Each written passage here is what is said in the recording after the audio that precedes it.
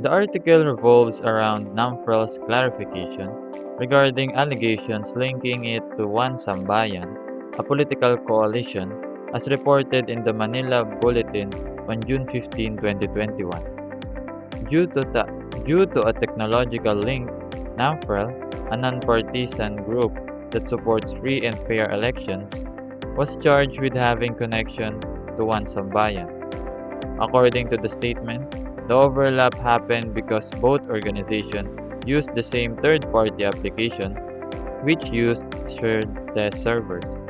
The problem specifically occurred when a hostname server used by One Sambayan was discovered to contain Namfrel's name and when a URL link to a One Sambayan redirected to Namfrel's voter registration campaign website. Vote for Us. Namfrel reaffirmed its neutrality and rejected any political ties to One Sambayan, saying it is still committed to supporting free and fair elections in the Philippines.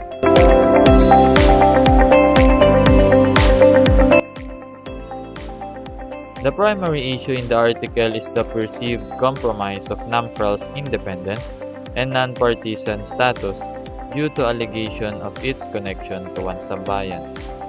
The usage of Namfrel's name in the One Sambayan app server settings and the transfer of a One Sambayan related URL to Namfrel's voter registration website, which was still in development, are two examples of technical similarities that give rise to this dispute. These technological similarities were mistakenly interpreted as proof of the two organizations' affiliation or cooperation. The accusation cast doubt on Namfrel's objectivity as an impartial election monitor and might harm the organization's reputation. The Manila Bulletin story, which Namfrel claimed was deceptive and ignored the technical justification for the shared server utilization, is another problem. This brings up more general issues about ethical journalism and the need to confirm information before publishing.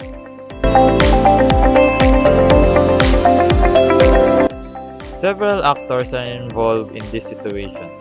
Namfrel is the main actor, as the allegation directly challenged its reputation as a non-partisan organization.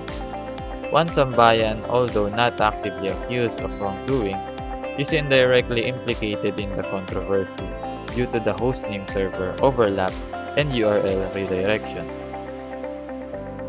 The independent third-party application development company is a key technical actor as it managed the shared test server that inadvertently caused the misunderstanding. The Manila Bulletin, as the publisher of the article, is another significant actor as its report brought the allegation to public attention. Each actor played a distinct role whether as subject of the controversy, a source of technical confusion, or a medium through which the allegation which disseminated to the public.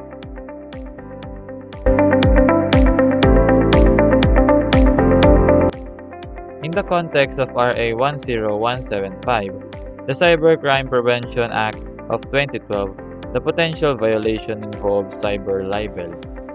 Cyber libel occurs when defamatory statements or false information are published online, harming the reputation of an individual or organization. The Manila Bulletin's article linking Namfrel to One Sambayan could be interpreted as defamatory if it caused harm to Namfrel's credibility as an independent, non-partisan election watchdog.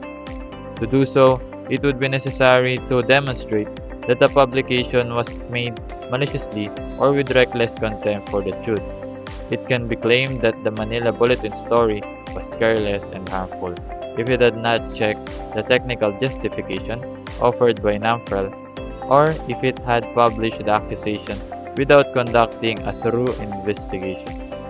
However, since using shared server was normal technological procedure with no malevolent intent, the third-party application development business does not seem to have broken any laws.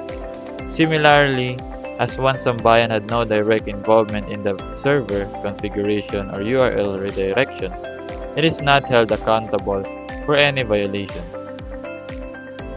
Potential infractions mostly center on the reporting accuracy and responsibility.